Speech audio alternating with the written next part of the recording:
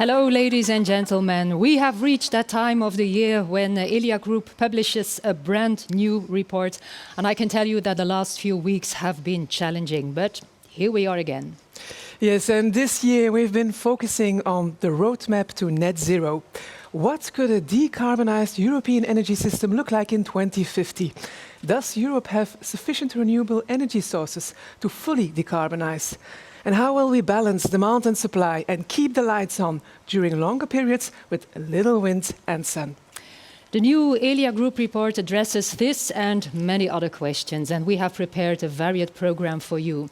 After a short introduction about the reasons why we undertook this study, we will go over the most important insights with our experts.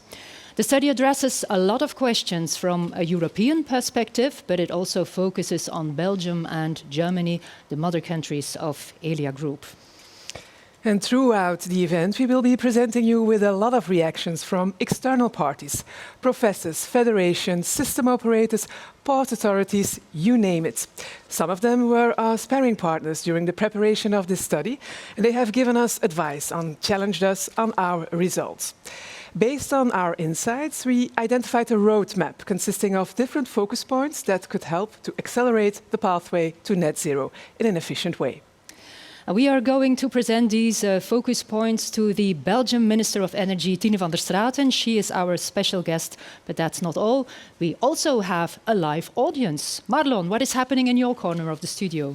Yeah, thank you very much. And also a very warm welcome from the Speaker's Corner. As you can see, we've set up a couple of chairs and a couple of guests. As a reminder, we have taken all necessary COVID measures to ensure that all of our guests remain safe and sound throughout the whole event. So why do we have a Speaker's Corner? Well, the main purpose of our new group report is to open up a debate how to reach net zero. Some of our guests here in the Speaker's Corner will react to what's being said in the main studio.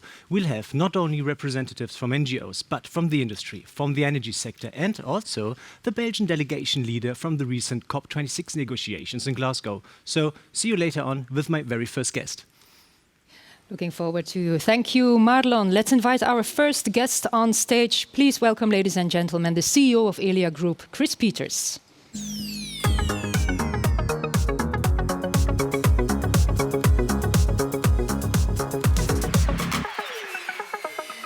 Welcome, Chris. Let's immediately have a look at the foreword of our study.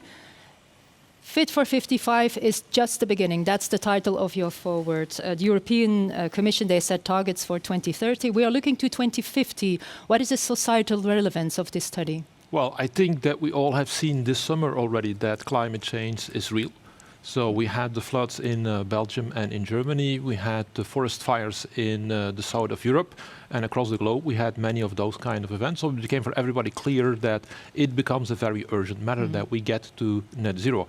Now the good news is, although this will be a massive challenge, Europe has also understood that with their Fit for 55. That is a consequence of the Green Deal. You see that they really are setting the ambition at the right level. Yeah, we need to reach this net zero at latest by 2050. But of course, a lot of things are still unclear in that program. And so what we try to do here is to get a better understanding from the electricity sector. What does it mean? Because we're one of the key sectors, of course, in decarbonizing society. And therefore, it's important that we try to understand what are elements of that roadmap that we really can achieve that net zero, which we subscribe as the right ambition level to have. Yeah, we started from the ambition. The road to 2050 is not clear yet. So how did we approach this study then? Well, we approached this study actually from looking, first of all, at two distinct scenarios. Those distinct scenarios are actually embedded on the 1.5 tech scenario that already was known, so that Europe has developed, which is one of the scenarios that was able to reach that net zero by 2050. And so we made a deviation in two directions. One is more focus on electrification and therefore more focus on electrons. One is more focus on green molecules. And so then we zoom in on the electricity system, and on the electricity system, when then we see, do we have enough energy? So do we have enough energy in terms of renewables to supply all the demand that we have? Secondly, we zoom in on flexibility, which is of course the core of our business. And in that part of the business, we look at, are we able at any moment of time in the time zone of a day, the time zone of a month, the time zone of a season, are we able to keep on the lights?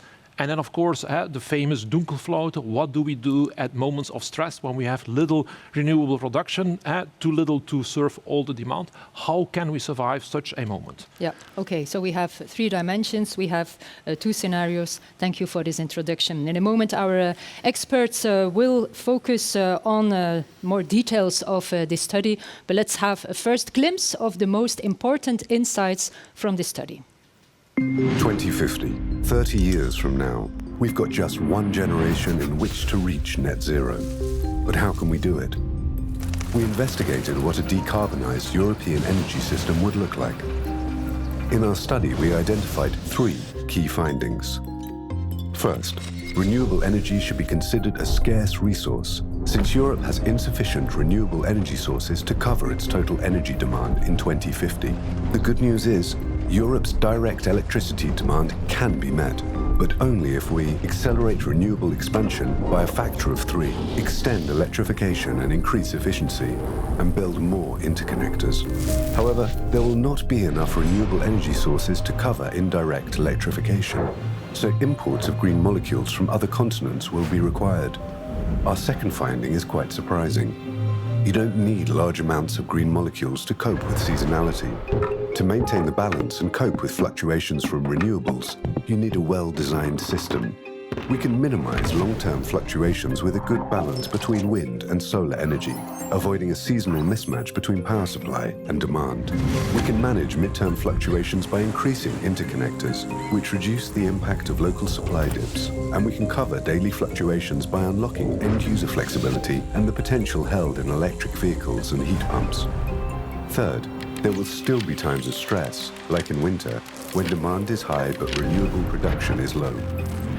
For a short period of time, we'll need dispatchable capacities. The insights from our study led us to outline a number of key areas to focus on. In close collaboration with other European countries, we will be able to reach net zero, but only if we make tremendous efforts. What we need now are clear policies and the right frameworks to make it happen. So welcome back, everybody, and let's invite 2 of the experts who led this study. Ladies and gentlemen, please welcome Karsten Bakker from Elia and Paul Namacher from 50 Hertz.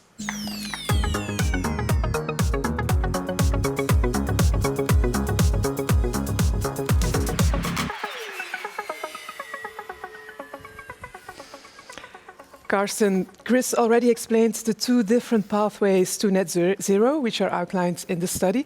But can you tell us about the differences between those 2?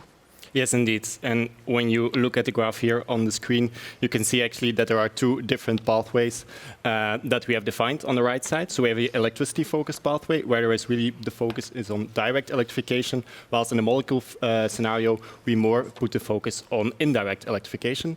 And that also translates into the increase in electricity demand. So we have an increase in electricity demand in the electricity-focused scenario of about 70% in comparison with today, whilst in the molecule scenario, this is more limited to 35%. However, that's then complemented with, of course, more molecules. But what we do see in both pathways is that there is a massive increase in electricity demand and also in energy efficiency. So yes, indeed, we see increase of electricity demand, but at the same time, of electrification is a better word, but at the same time we see more energy efficiency. So what does the final energy demand then look like in 2050 under both scenarios? Maybe before looking into the future, let's have a look at the situation today. So our analysis comprise the European Union, but also the UK, Norway, and Switzerland, and they have a final energy demand of 13 to 14,000 terawatt hours today. 2/3 of it are covered with fossil fuels. And towards 2050 now, we see that this final energy demand will decrease strongly. And you can see also now on this slide that with rising electricity in the final energy demand, with stronger electrification, the final energy demand decreases more. So electrification comes with or leads to energy efficiency, and that's really important to achieve climate neutrality as fast as possible. So that's about the energy demands, but what does that mean for electricity demands by 2050? Well, for the electricity demand, actually the difference between the two scenarios even increases. There's the direct electricity demand, which is of course highest in the electricity-focused scenario, but there's also the indirect electricity demand, which is needed to produce the green molecules, and that comes with conversion losses. So actually the difference, when you take the total electricity demand, amounts to 1,800 terawatt hours. That's quite a lot. That's 3 times today's electricity demand of Germany, or the equivalent of 400 gigawatts of offshore wind power. So that's massive. Okay, I hear that more electrification leads to an overall lower energy demand in Europe. It seems to me that's an important finding. We will now hear from Catherine Goldhammer, Managing Director from the Rainer Lemoine Institute, an independent non-profit research institution based in Berlin. What I like about your study is that you look into 2 different scenarios and you make it only 2 and not so many more. And one scenario is electrification and the other one is green molecules. And that's very important. I think that's exactly where the conversation is going to be over the next few weeks, a month. And what's important for me to stress is that in both of these scenarios, the rapid increase of renewable energy is the key. It's the key to both of them. So direct electrification, but also green molecules will need both the speedy, but also the high capacity increase of renewable energy in Europe. That's a clear message. We need more renewable generation, both for direct electrification and the production of green molecules. It brings us to the first key insight related to the energy balance. Will Europe have sufficient domestic renewable energy sources to cover its 25 energy demand? Paul, it's over to you. Yeah, what we actually find in the study that it's unlikely that Europe will have sufficient renewable energy to cover the entire energy demand in 2050. So renewables are to be considered as a scarce resource. The good news is we are, with ambitious renewable expansion, we are able to have enough renewables to cover our direct electricity demand, even with strong electrification. But for green molecules, we are likely to rely on imports. Okay, we have to increase renewables, but how much RES expansion do we need at a European level? In order to make sure that we can cover the direct electricity demand in Europe in 2050, we have to increase the expansion of renewable energies by at least a factor of 3. So from now on, we have to triple the amount of wind power, of solar power we install each year for the next 3 decades. That seems to be like a huge challenge. How did you get to this number, Carsten? Can you explain us? Yeah, and let's grab back to the slide that Paul already presented previously. And so here you can again see those 2 different scenarios with the split between their direct electricity demand and also their indirect electricity demand. And what's important here is that direct electricity demand, that needs to be produced locally, while the indirect electricity demand can also be imported from outside of other countries.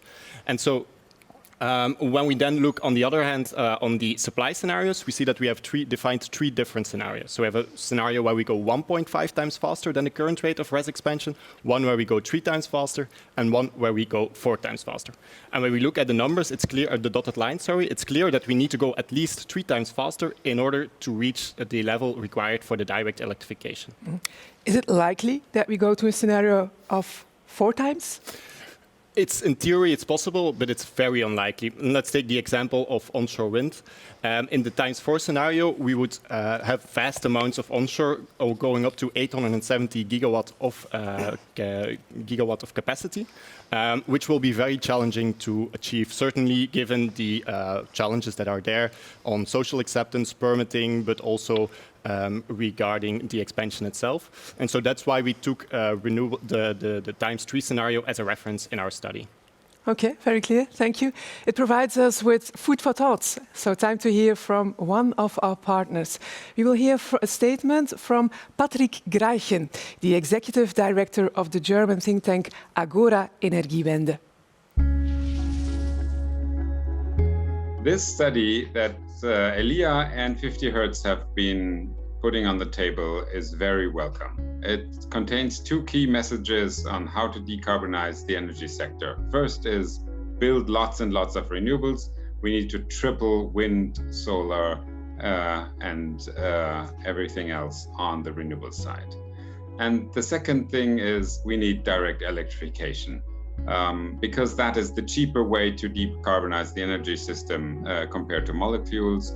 And we have all the technologies available for that. We have the heat pumps, we have the electric cars, we have the electric appliances in industry.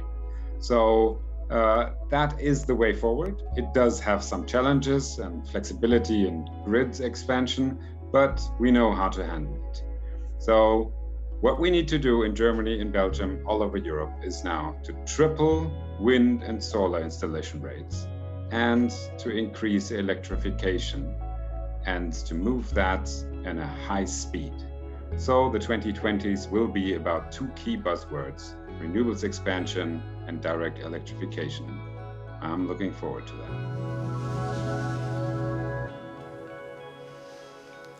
Interesting. Let's focus now once more on the expansion of renewable energy sources. Paul, I assume that not every country in Europe has the potential to accelerate their RES by a factor of 3. Yeah, that's right. The renewable potential is unevenly distributed across Europe. So in order to share this potential, we will need additional interconnectors. When we look at this map of Europe, we can see that in Central Europe, also in Belgium and Germany, the renewable potential is rather low compared to the national energy demand, whereas the countries in blue, they have an excess of renewable energies that goes beyond their national needs. So we need an international cooperation to make use of this potential, not only in the European Union, but also with countries like UK and Norway, who really have an abundance of renewable potential. We have some reactions to share with you about the need for international cooperation, as Paul mentioned. These are specifically from partners from countries in Northern Europe. So let's listen to some comments from Energinet and Statnett, the system operators in Denmark and Norway. The electrification of Europe will not succeed without a tremendous leap in the generation capacity of renewable energy resources. But it will also not succeed unless we move forward and establish interconnectors between countries with ample renewable energy resources and countries with less access to such resources. Energinet and I strongly support the Elia Group commitment to do just that. That's also why we're looking forward to the next steps on the preparation of the interconnectors between the future energy islands in Denmark and Belgium and also Germany. In order to deliver on the net zero objective of 2050, we need to do a couple of things. We need to have some ambitions, we need to have collaboration, and we need to have decisiveness and tempo in this. The ambition is there. We see ambitions close to 300-400 gigawatts in 2050 in developing of offshore wind in the North Sea. We see that collaboration is highly needed across border and across sectors. And remember, the power system is the new energy system. We have to include different sectors and we have to integrate across borders, and we're doing that already. The ambition started in Norway several years ago, focusing on interconnection across borders. And this year we opened Nordlink in the spring, and we're in the middle of trial operation of North Sea Link between Norway and UK as we speak. The importance of international collaboration and international exchange is highlighted in the Elia Group study. I highly appreciate that and look forward to further collaboration going forward. Thank you so much. Thank you both, Hilde Tonne and Thomas Egebo. Before we move on to the second insight related to flexibility, let's first see if we have received some feedback from some of our guests. Marlon, I see you have one guest with you. Yeah, thanks, Marie-Laure. Actually, I have my very first guest here. I'm sitting here with Jan van der Putte from Greenpeace Belgium. Great to have you here. But to summarize the first insight related to the energy balance, I would say accelerate RES expansion by a factor of 3, leverage efficiency from direct electrification, and heavily invest in interconnectors. Well, Jan, what's the most important thing you've heard so far from us? Well, they're all important messages, but what really stands out to us is a very clear message about electrification. Not only to reduce our final energy demand, just it's very efficient to electrify, but also that we need a lot more renewables to supply that electricity. But what I really appreciate about the study is that there are two very clear, distinct scenarios that make the message very clear. If we start to use in the future hydrogen for applications where it is inefficient, then we will lose an enormous amount of energy, and we cannot afford that. It will also mean more CO2. And this comes at this message from Elia comes at the very moment that at the EU level we will move into a discussion about a package about decarbonizing gas. We're worried about that package. And so a clear message about electrification is really on the right time. Well, thanks for sharing your thoughts. We'll get back to you in a minute. In the meantime, we have a statement from Andreas Kuhlmann, the CEO of the German Energy Agency, to share with you.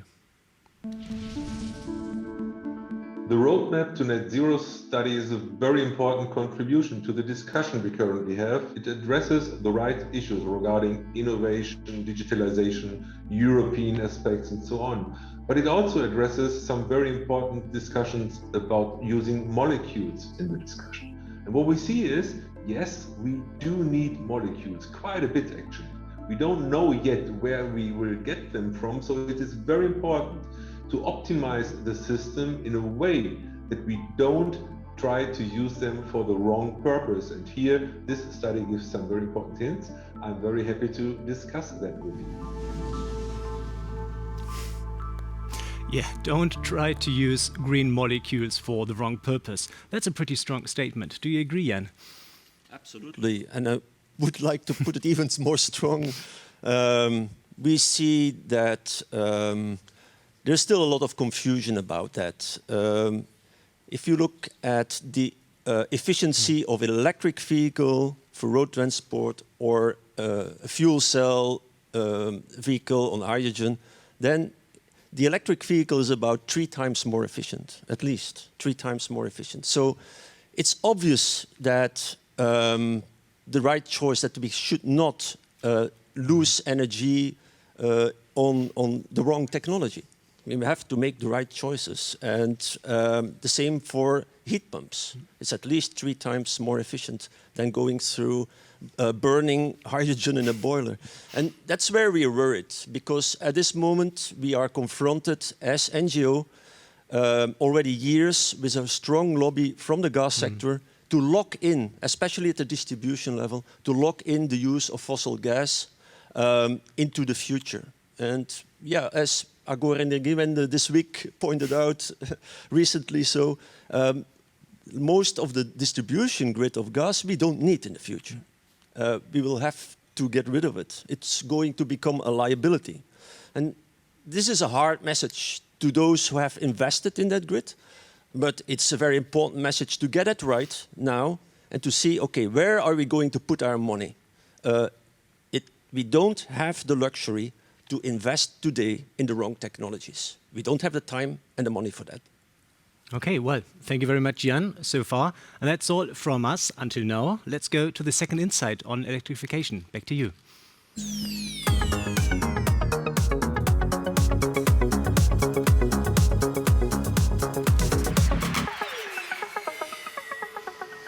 Thank you, Marlon and Jan. Now, indeed, if we leap forward in time to 2050, how much flexibility is needed to keep the balance between demand and supply? Karsten, what insights can you give us on that topic? Yes, indeed. Yeah, renewable energies come with some inherent fluctuations. However, what we see is that with a well-built system, you can actually manage these. And that's also why our second insight is quite surprising. First of all, in terms of seasonality, you don't need large-scale seasonal storage in order to match the balance between demand and supply. No, if you have a good expansion of onshore, offshore, and solar wind together, then in the end you are able to achieve this balance already. Then next to that, if we look at the medium-term fluctuations, so more coming from wind, there we see that having more interconnectors themselves helps already a lot in terms of these fluctuations that can exist. And then finally, for the short-term fluctuations, so on a daily basis, there we see that the activation of end-user flexibility together with digitalization can already reduce these impacts also significantly. An interesting overview. Paul, let's zoom into the first one. The need for flexibility on the long term. The production of renewables in winter and summer is completely different. How do we cope with that? Yeah, everyone knows that the sun is shining brighter in summer, but actually when we look at this figure here, we see that also wind power and also energy demand have a seasonal pattern, which is actually highest in winter. So it's important to have the right mix of renewables to avoid a seasonal mismatch between power supply and power demand. And actually, in our triple expansion scenario, with about 2/3 of wind power and 1/3 of solar power, we achieve this mix that avoids this structural mismatch on the European level. That's a very important new insight. So you don't have seasonality problems if you have a well-balanced energy mix. What's the consequence of that, Paul? Well, that means, for example, that you don't need green molecules to act as a large-scale storage for the power system. And that's good because such a storage would come at high storage losses also. But that also means that if you cannot realize this mix on a local or on a national level, which will, for example, be difficult for Belgium, you should interconnect with other countries that have a complementary mix. Okay, this is over the long term. What about the midterm, Carsten? How can flexibility be covered on a weekly basis? Yeah, like I said, there we see the role of interconnectors. And Paul already explained a little bit on the first role. So we actually see there a dual role of interconnectors. So next to sharing the renewable potential between countries that are long, so have an excess of renewable energy, and countries that are short, so have a shortage of renewable energy, we also see that they can level out the local supply dips in national demand. And I also have a map here to show it a little bit. So what you can see here is the map of Europe. And the numbers indicate how much production is at those locations at the same time as in Belgium. And it's a little bit counterintuitive, but the higher the number, actually, the worse it is, because we don't want to have production at the same time. We want to actually mitigate those fluctuations in renewable energy. So if you look at our close neighbors, for example, the south of the UK or the Netherlands, you see that there is still a quite high number. But going a little bit further to Denmark, Norway, etc., there you actually see that the numbers decrease, and so they can help us level out the national supply dips. And so there, overall Europe, if we compare to Belgium, we can actually reduce the need for flexibility by 50% when having these interconnections. So it stresses again really the importance of those interconnections to have them in the system. Indeed, as Carsten said, interconnectors have a dual role to play. We need them to exchange renewables between countries, but also to level out fluctuation that mainly come from wind. We now have another statement from professor and energy expert Ronnie Belmans, founder of the Flemish Research Institute Energyville, to share with you. The interconnection is needed not only in the traditional way for balancing and exchanging flows, but also because we need a mixture of renewable resources. If we would only have sun or wind, it will be not possible to have it balanced. The seasonal variations of sun and wind are very much different, and a very well interconnected grid, bringing it all together, sun, wind, but do not forget hydro and maybe some geothermal, that will bring a stable European system to come along. And don't forget, we will need somewhere some molecules to fill up those final gaps that will be left over. And they will be used to shortly fill the gaps to bring the system into a constant equilibrium. Thank you to Ronnie Belmans for his thoughts. So we have discussed the long term and the midterm. Paul, what about the daily fluctuations? Yeah, we'll see a lot of daily fluctuations in the future power system, mainly because of the day-night cycle of solar power. But new electric consumers can actually address these fluctuations. Electric vehicles, heat pumps, but also industrial flexibility can help us there. And in our study, we analyzed 2 scenarios, one with low flexibility and one with high flexibility from end users and industry. And if you look at the orange bubbles here, which show the number or the share of days where you have both an oversupply in some hours, but also in other hours an undersupply of electricity, you can see that this share of days during the year is strongly decreased with flexibility by 90% even. Yeah, end users and industrial flexibility is really important to cope with these fluctuations, but we also need digitalization to actually enable this potential. Interesting, thank you. We will now move from flexibility to the last dimension, adequacy. What about moments of stress? In Germany, they call that Dunkelflaute. These are periods of up to several weeks with no wind or sun. How can we cope with these in a renewable system? Carsten, can you help us out on that one? Yes, of course. And there we also have a very important finding. So what we see is that independently of the amount of interconnectors and short-term flexibility that you can activate in the end, there will still be a need for dispatchable capacity in the energy system to guarantee adequacy. Of course, the amount of capacity that's needed depends on what level of interconnectors and short-term flexibility is available. So this can vary between 240 and 400 gigawatts. So it's very important also in the run-up towards 2050 to continuously monitor the security of supply to really guarantee that there is enough dispatchable generation available to always have sufficient energy to cover the demand. Enough available, you say, but will we need them often? Actually, yeah, when you have sufficient interconnectors, when you have the flexibility, they only have a limited number of running hours. They will only be used in situations that are scarce, that are rare.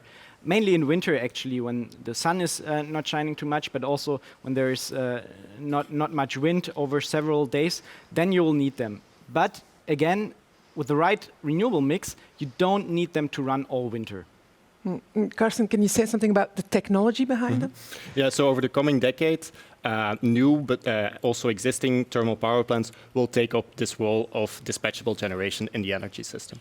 However, the more we evolve towards a decarbonized society with the RES expansion, their running hours and thus also their CO2 emissions will become more and more limited. So this, first of all, stresses again the importance of renewable expansion as a first priority. It's only in a second step, when we also want to decarbonize those capacities themselves, that we need to make a choice about their future technology. And so there are different technologies that can fill in this gap. We have hydrogen-fired gas turbines, also fuel cells, for example, could fill up this role. And all of these different technologies have a varying level of maturity. However, what we do see new technologies can appear. What we do see in the end is that low investment costs will probably be best suited in order to fill up this role as dispatchable capacities because they will have quite low running hours. It's anyway very important to assure the adequacy in the energy system towards 2050. Sounds very logical. Thank you. Thank you, Paul. Thank you, Carsten. It is time now for the next part of the program. We have discussed the key insights on energy balance, on flexibility, and on adequacy. So it's time to join our guests for some reactions. Marlon, over to you again. Thank you, Marie-Laure. Yes, and someone who knows everything about managing flexibility in a renewable system is Devrim Shelal, the CEO of Krakenflex. Nice to have you here. Krakenflex is the flexibility platform that belongs to Octopus Energy Group. And 2 weeks ago, just 2 weeks ago, Elia Group and Octopus Energy signed an agreement to collaborate on consumer-centric flexibility services to facilitate the energy transition. The agreement was signed during COP26 in Glasgow. Well, what's your main takeaway so far, Mr. Chelal? Thank you, Marlon. Firstly, I would like to thank the Elia Group for this report. It's robust, insightful, but most important, with very clear messages and call to action for policymakers, investors, and developers of renewable generation. My biggest stake is the consumer centricity, because consumers are often the most overlooked stakeholder within the energy system. We always assume that they're not interested in engaging the system, But at Octopus Energy in the UK, we know that not to be true.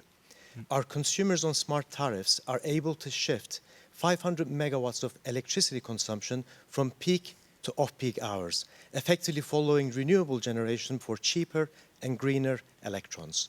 We're able to do that today with a very small group of customers. Imagine in the future, especially in the high electrification scenario of 70% more consumption, we're going to have millions of electric vehicles, heat pumps, and storage. Imagine what consumers can do and how much load they can shift around. And what I like about this is what we see as the challenge with technology and digitization becomes the solution itself. Well, thank you very much for these insights, Devrim. Now we have to move around here a little bit. I would like you to have a seat in our audience behind us, and I would like to welcome the next two guests here in my little speaker's corner. So Peter Zadora and Jan van der Stertegem. Just feel free, feel comfortable. And we will disinfect the microphones. Just spare with us 1 minute. I may introduce to you Peter Zadora from the materials technology company Umicore and Jan van Stertegem from the construction group Belgicka. Jan, whenever the microphones are ready, I would like to start with you. What is needed actually to unlock the flexibility of buildings? Maybe just a few words. I think the construction industry over the last 20 years have done a tremendous effort to reduce the energy consumption in buildings, and I think we can be proud in Belgium and in Brussels specifically of the work we have done at the European level to achieve that, and I think that's a success story. But now comes a new challenge, and that is how to have more renewables, how to have more green molecules in the buildings.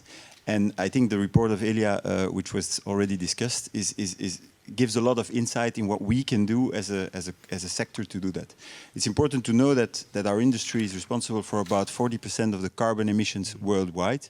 30% are operational. That means in the use of the building, during the use of the building. So we are a big contributor. So we are also a sector that can give a lot of solutions, I would say. And I think the last topic which was touched, which is flexibility, where we go from 44% to 4% in the slide which was shown. That's where we as a sector can have a lot of impact. And what we need for that is a good framework, legal framework. It's access to the energy system, something which Elia is working on quite heavily. And it's a lot of ambition and guts. And we are a very tangible sector, the construction. We just need to do it. That's the thing we need to do. We have the technology, just do it. Thank you. Peter, in your quest for maximum decarbonization, what elements from our key insights will you take away today? Well, in June, we communicated a very ambitious strategy at Umicore, Let's Go for Zero, where by 2035 already we want to reach carbon net zero in Scope 1 and Scope 2 emissions. So for us, what I keep in mind is that we need a lot of renewable electricity for that. And also in our plan to reduce our Scope 2, we need that. So I welcome that, and I welcome that message. And we should keep on repeating those messages. For our Scope 1, which is also very challenging, is that we need green molecules. We're looking into electrification, we're looking into our industrial processes and equipments. However, we need to develop them. We need to develop technology, and this takes a long time. You cannot do this in 5 years. And also a final point that I want to take away is that we need to collaborate, not only in Belgium, not only across regions, with Germany, with our neighboring countries, but in Europe as well, because we cannot do it alone in Belgium. Okay, well, some interesting reactions from our guests. Thank you, Devrim, once again. Thank you, Peter, and thank you, Jan. Well, it's now time to go back to the stage to join Marlene again.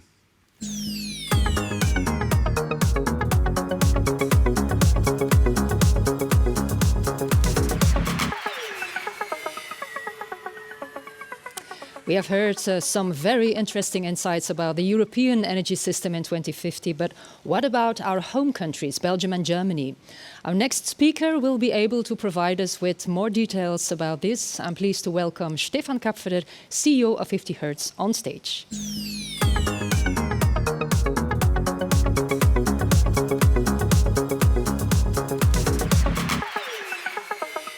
Stefan Kapferer, welcome. I would like to come back to a chart that was shared during the presentation of our experts earlier today. Both Belgium can we see the chart? Yes.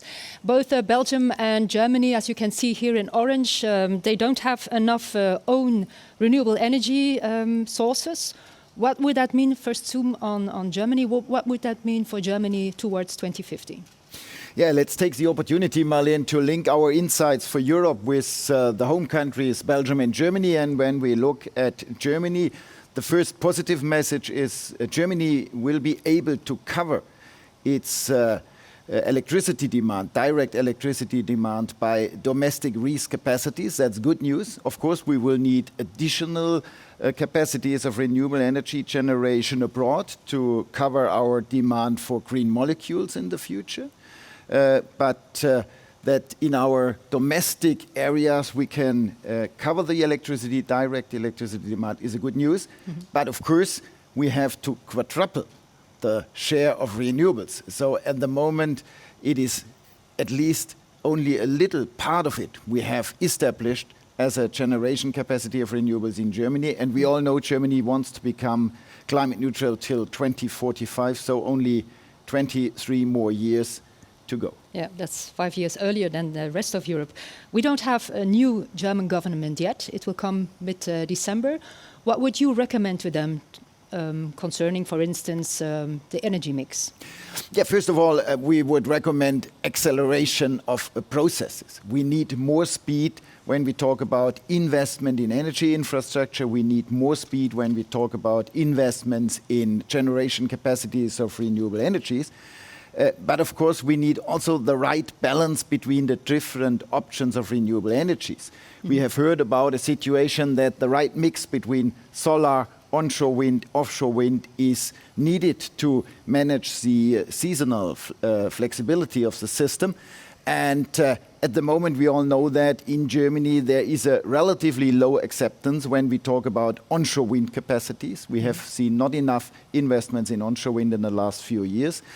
So if this will go on in the next decade, it's very clear we need higher ambitions in offshore wind. And that's one reason why 50 Hertz is so engaged in a project which was mentioned by Thomas Eggerbo from Energinet earlier today, the Bornholm Energy Island. I think we will need more international cooperation when we talk about offshore projects in the future. Yeah. This is the electricity supply in 2050 in Germany. Let's put the graphic from Belgium next to it. It's a completely different story. If you see the non-domestics, it's nearly half of our energy supply. What should Belgium do? Yeah, it's obviously a much higher challenge here in Belgium because, like you mentioned it, Marlene, the situation is different to Germany. Only to cover the electricity demand for direct electrification is much more challenging. It's only part of it, half of it. So you need additional international cooperation. And one more topic is relevant for us.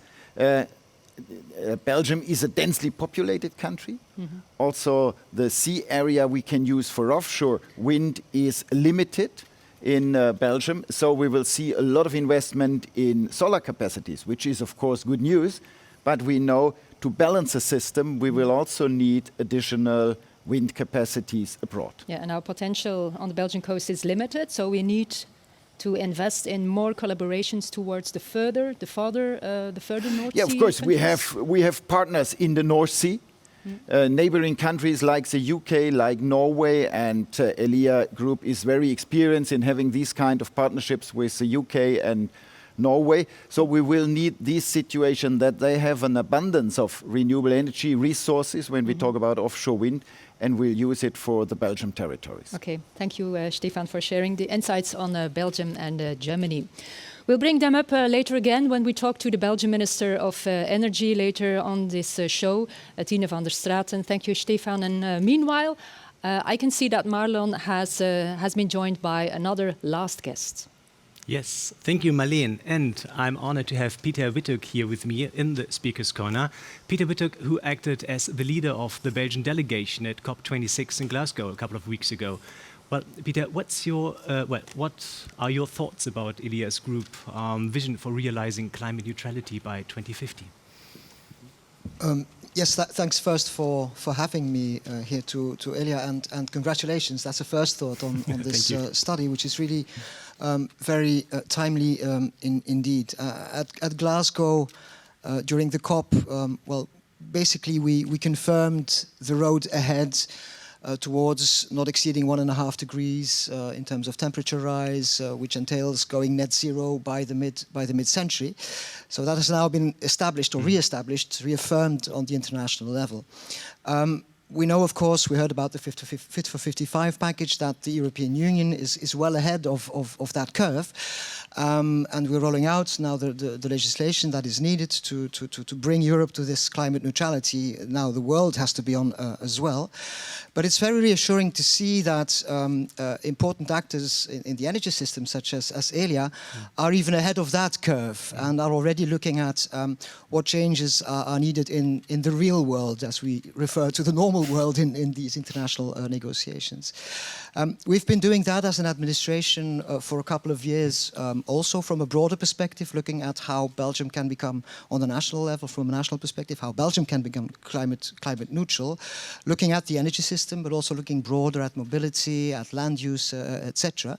And our findings are very largely consistent with what we see in Elia's study, in terms of the possibility to get to 100% renewables, the crucial role of electrification in that, and many other more aspects. But as I said, we have to look at it from a broader perspective as well, not only the energy system. But this is very reassuring, basically, that even though European policy is still to be put in place somewhere by the end of next year, we hope that the actors in the real world are already taking action. Well, thank you very much for these insights, for these fruitful insights, Peter Wittuk. And that was our last guest for today from the Speaker's Corner. Back to you, Marleen.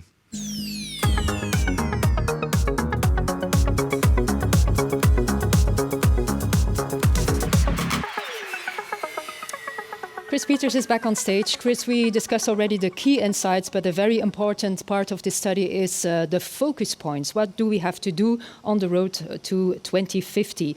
We have 4 focus points, so I suggest that we run over them one by one. And the first one is ensure an efficient use of renewable energy sources potential. What needs to be done? Well, this is a perspective from Europe that we see. So what we see today is, as the map that was shown twice, once in the beginning of the study and once while Stefan was here, you see clearly that countries like Belgium and Germany will be short in terms of renewable energy, and they will have to tap into the potential that is in other countries. And so we need to make sure that we build those partnerships. Yeah, you saw typically that to the north there are many countries that have an access of renewable energy. You saw as well to the south that you have some, and those partnerships need to be built early so that we agree on the way how that renewable energy can be used for the shortness that we have in those other countries. And then once that is done, of course, we need to make sure that we make this physically work. It's not about just having the idea that it's there, it needs to be connected physically to our countries, and therefore you need to have interconnectors. But the good news, of course, of those interconnectors, as we said, is they're not only there to import this energy, it's also there to balance the system better in the medium-term horizon, because they play this role of being dispatchable between the different kind of wind zones that we have, and therefore reduce the investments that we have to do in the country for dispatchable capacity. Yeah, so the ambition is there, we need partnerships, we need more interconnectors, but how do you put this then in practice? Well, what we see today is that Europe has been developing its offshore potential mainly by a logic of having auctioning around wind farms and having them with radial connections connected. Within Elia Group, we are the first that has actually built a hybrid interconnector, but it was actually built the other way around. We first had the wind farms and now we connected them together to make an interconnector. What we need to do for the future, and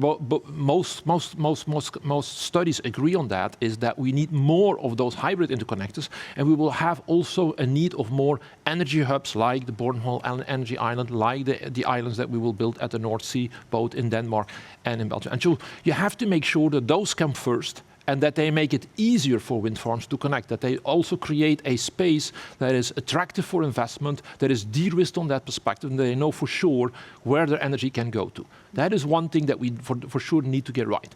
Second thing, of course, if you look at the North Sea, then you see it's a huge potential in terms of energy. But the problem is, of course, that recently UK stepped out of Europe. Norway always have been a friendly country, but at the borders of Europe. So we need to make sure that we reinforce our relationships with those countries because they're really long in terms of energy and they can benefit from the flexibility that a large continent that Europe can offer to them as well. Yeah. We discussed the framework within Europe for the green electrons, but what about the green molecules? Well, the green molecules actually goes even beyond that. Yeah? We will need a lot of green molecules. So don't get us wrong when we talk about electrification. There will be a need of a massive amount of green molecules, even more than you need electrons if you look at the study result that we have. But what we see, of course, is given this efficiency that you see at the electrification side, you need to look outside of the European borders to find partnerships as well there. So we will produce some of them, pilot scale, we will have some scale of hydrolyzers in Europe, but we need to have a massive amount of molecules coming from abroad. And so we need to make sure that we get those partnerships developed already early so that we can secure the security of supply in those countries. Second thing that we need to do over there is what we see is that people start to revisit their supply chain because we talk about hydrogen, but hydrogen is not the easiest one to transport. So a lot can be done by ammonia, by methanol, so by different forms of molecules that we'll bring into our supply chains. And so we have to look at that. How does that work? And what is the kind of infrastructure that we will need to ensure that this is going to happen? Yeah. That was the first focus point. Let's move to the second one, and the message there is triple the speed of RES expansion. The ambition is there again, but what we see in practice are long procedures in permitting. How you don't see this acceleration really happening today. How can we cope with this? Well, that is something that I have already mentioned several times when I was on conferences. Yeah, if we see the massive challenge that we have, you really need to accelerate in a way that we've never seen. As I said, like COVID-like measures in terms of permitting. We need to reduce permitting by a factor of 2. Today, if we want to build a line, it takes us about 10 years, the permitting procedures, sometimes even more, and then we build it in 2 or 3 years. If you see the amount of infrastructure that we will need to ensure that this green energy gets to the consumer in form of an electron, in form of a green molecule, we need to have those permit procedures really cut by half, and we have to look at the ways how we're going to do that. Second thing that we have to make sure is we said this whole thing about seasonality. This is not a simple finding. If we can manage the mix right, so we can actually avoid to have a huge cost of flexibility in the long run with storage, with all the disadvantages that we could have. And so if we can avoid that, that is important. That means that on the one hand, multiplying the speed of renewable development with a factor of 3 is something that we need to achieve. So we need to go all in making that happen. But what you then will see, of course, if you push very hard on 2 things that are actually relatively easier, solar PV, offshore wind, likely onshore will actually be behind. And so we have to have a specific focus to ensure that onshore wind can as well develop at that speed, because each thing you don't develop in onshore wind, you will have to replace by offshore wind. And so there is, of course, a cost efficiency level in that as well. Yeah, like Stefan said. Focus point 3 is about flexibility, and the message here is electrify now. What do we mean by this? Well, electrification brings a double win. Many of the stakeholders that we had today in this room already, let's say, confirmed that in all of the studies that you see by, if you can electrify certain appliances, you really can reduce the amount of energy that you need. A heat pump is a very efficient appliance. Electrical mobility is as well a very efficient appliance. Second win that you will have is as well on the side of conversion. If you would actually have first producing molecules, then go back to electricity, you actually lose quite an amount of energy. And we saw energy is scarce, so we have to be careful about the way how we do that. And then, of course, the last one is we need that flexibility, especially for the short cycle, for the day cycle, for the week cycle. We need that flexibility that is sitting in batteries, that's sitting in the moment that you use your heat pump. Yeah, it's a double win, you just said. It's urgent. So how can we make it happen? Well, We have discussed this already many times at Elia. We think that we need a new market design. Partnerships that, like the one that we have with Octopus, is really to further understand that from both sides. They look at the commercial side, are very progressed in that. We look at the system side. How can we facilitate in making these things happen? And so you need to have a real market design that gives the incentives that people adapt their behavior to the system status. Today you see that most of the signals that you see are signals to maximize auto consumption.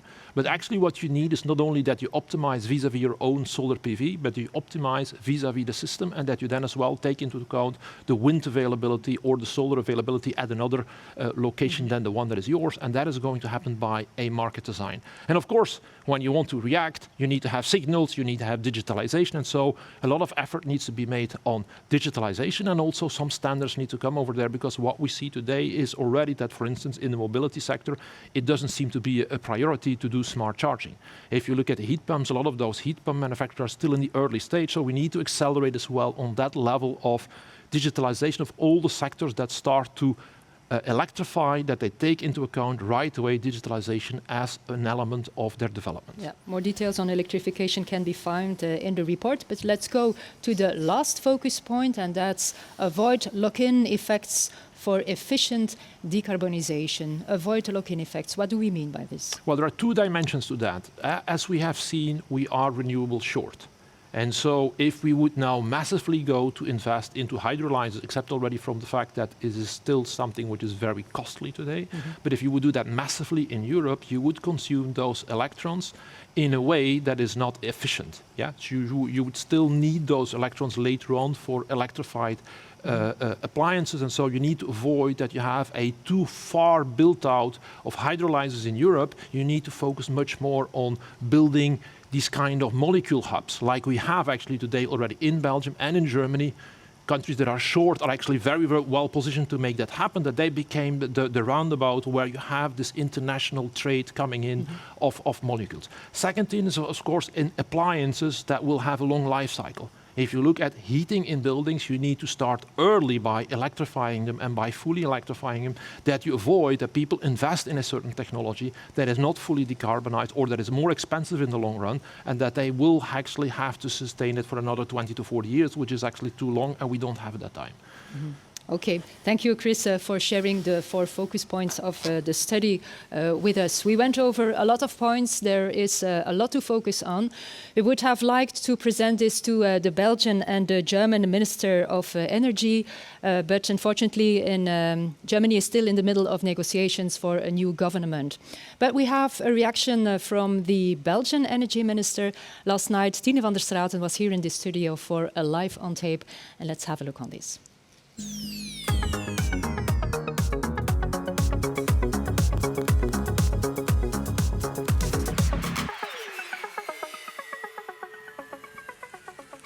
Welcome, Tine van der Straten. On your way to the studio, you told us that you got a glimpse into the vision paper of Elia.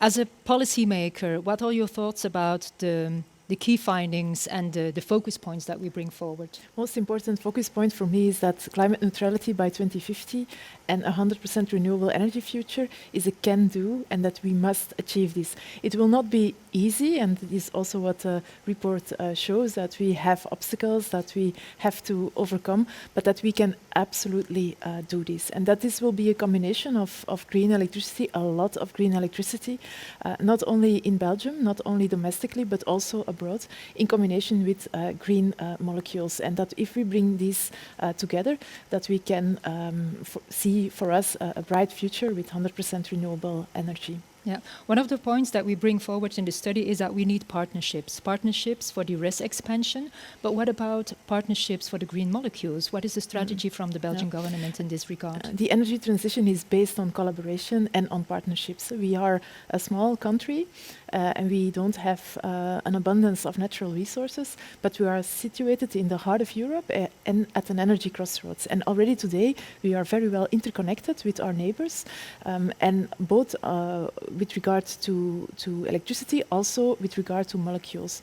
And this position we can now reinforce also with regard to green molecules, which will be an integral part of the puzzle that we have to make between now and 2050. And we have published a few weeks ago the hydrogen vision and strategy for Belgium, and for which the pillars are, on the one side, import hub and transit hub, becoming a leader in this technology, but also international collaboration. Yeah. And if you want to become the hub, you need the ports, of course.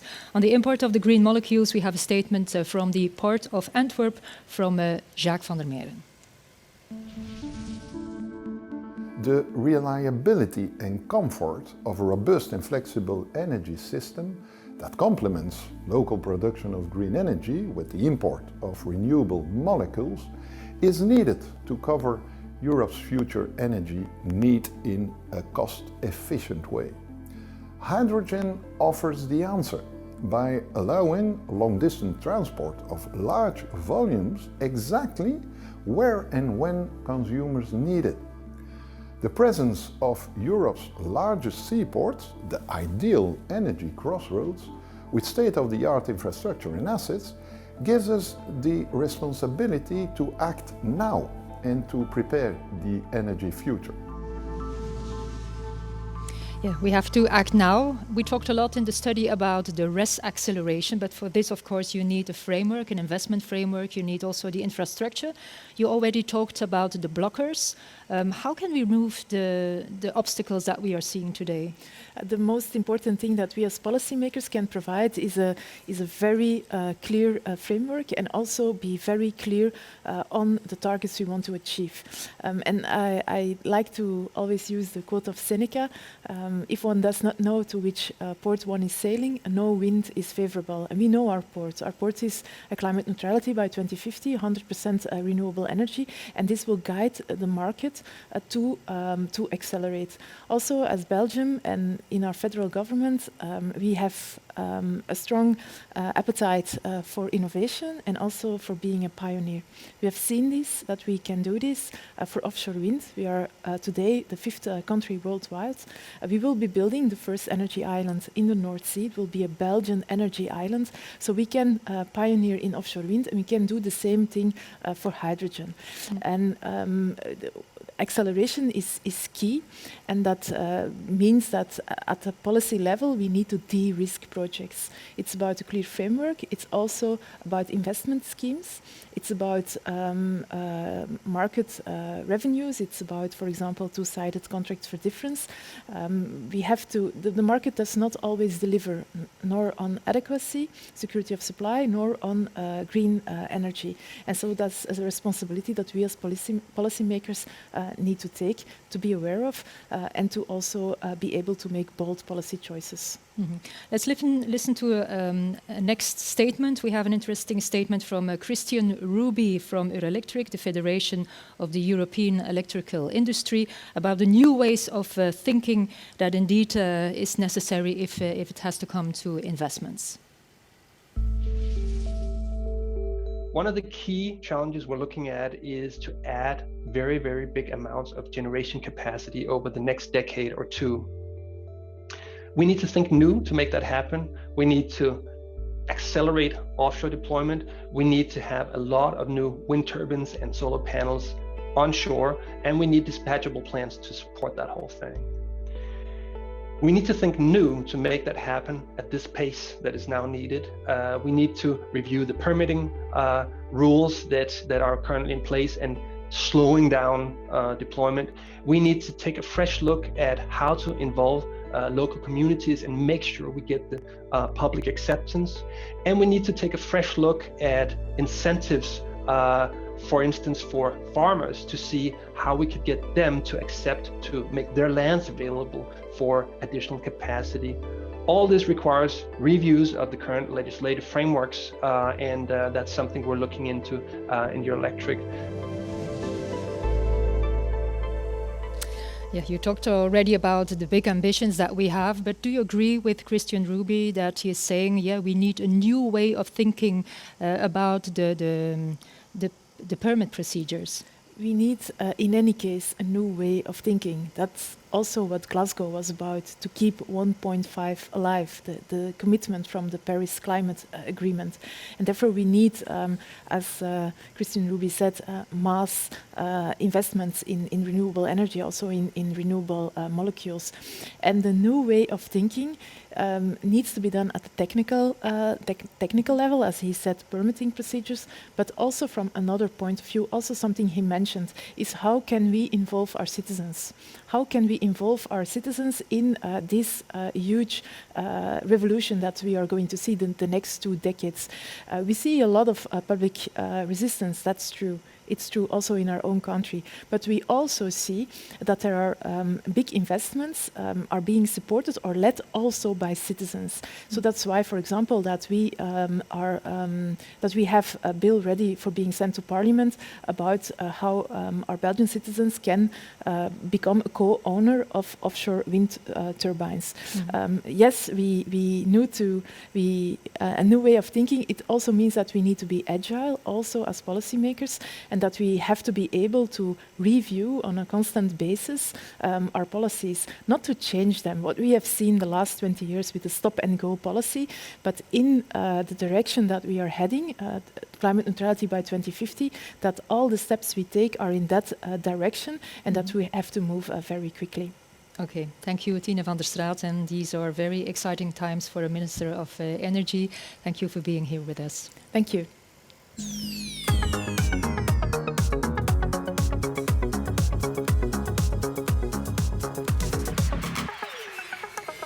Ladies and gentlemen, we are nearing the end of this live stream event, and the last words are for you, Chris. Now that we published the study, what is the next step? Well, as I can imagine that people say with these kind of insights, how did Elia get to these kind of insights? I have many questions, maybe some of things are not clear. I have to be quite proud on the team that delivered it. They use really, let's say, very interesting analysis methods that they've done. They did this in collaboration with universities. Things like Fourier analysis was for the first time applied to our sector, supported by academics. So I'm really proud about the level of study and depth that we have done in this study. And of course, we want to share this, as we always have done with our studies. We share them, and so therefore, first thing that we will do is the 14th of December, we will have 2 specific workshops on that. One in Germany with 50 Hertz, where we go to do that in the morning, and one in the afternoon. It will be a Teams meeting, so a lot of people can participate to that. And so that's the moment where people, after they have, of course, gone through our documents and read it and done it, that we can have an interactive session and that people can really get the understanding on the analysis. Our experts will be there. They will be challenged, they will talk with everybody, and that's actually the intention of this kind of study, of course, that we get a dialogue ongoing, that we have a debate around it, and that people say, I like this, I don't like this, how did you get to that? That's really what we want to create. So that's really what we want to get, and so 14th of December, put it in your agenda, that's the real moment when you can have a direct interaction with our experts on this. Yeah, more information can be found on the website. It's a tradition, in November, Elia Group always comes with a new study. For next year, do you have already some ideas of what we would like to bring forward? I know that everybody's waiting for this. Even my team is waiting for this moment. And I had a good moment in the shower this morning, so I came up with a good idea, I think. And so when we see the study, we always have in our study this balance between macro studies like the vertical system, the horizontal system, and then in-depth studies. For instance, in the vertical system, we looked into mobility. Now we have this macro system, macro study about the roadmap to net zero. What we want now to do is to zoom in on the industry side of that. So we want to zoom in on 3 specific use cases where we really want to understand how does net zero looks like, and of course, especially for our side, understanding what that means in an evolving relationship with our network and our system so that we can do our job and prepare for that. And so the 3 industry dimensions that we want to look at is, first of all, we want to look at data centers. Data centers use massive amounts of energy. We get more and more of them installed in our network these days. It's a lot of, let's say, almost baseload kind of capacity. And we see that those companies are seeking for how can I fully decarbonize? How can I even decarbonize in a way of being at any single moment decarbonized? So that's something that we want to zoom in. We want to look at the large, heavy, typical traditional industries. chemicals, steel, those kind of industries, cement, where you say like they have a huge challenge. It will not be a challenge of electricity only, it will be more about molecules, but also they will electrify some of these things, and some of the former baseload might change over time, and we might have to see how we handle that and how their relationship with our network will change over different plants, maybe complementing each other into that, so the better understanding that I mentioned. And then lastly, more into the kind of service sector, a logistics/retail company with multiple sites. It says like, I have solar PV, I have refrigerators, I have maybe that I want to offer services in terms of charging to cars of my clients. I have a fleet. How do I manage that overall? So that are the three focus points that we want to have. And of course, this is then as well an invitation to contact us if you are a company that is fulfilling one of those promises. Then talk with us, because we will start early next year on developing the basis of that study. Okay, we had some representatives from the industry here in the show. I'm sure that they can talk to Chris later on. Thank you, Chris. Ladies and gentlemen, give him an applause.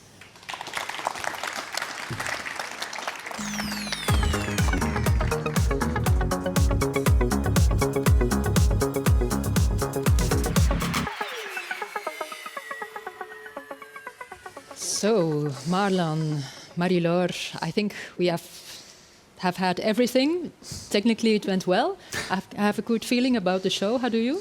Yeah, definitely. It was quite an interesting morning, I would say, also for the audience, and I hope also for our guests that watch the live stream. Yes. In this regard, yet another round of applause for the guests I was talking to. Thank you very much. Well, I would like to thank my two guests as well then, Paul and Carsten.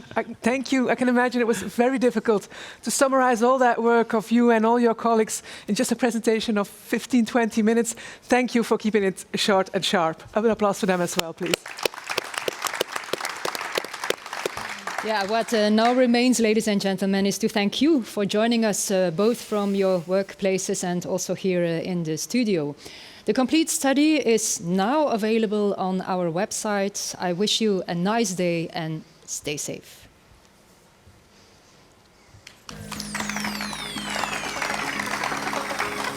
How late is it?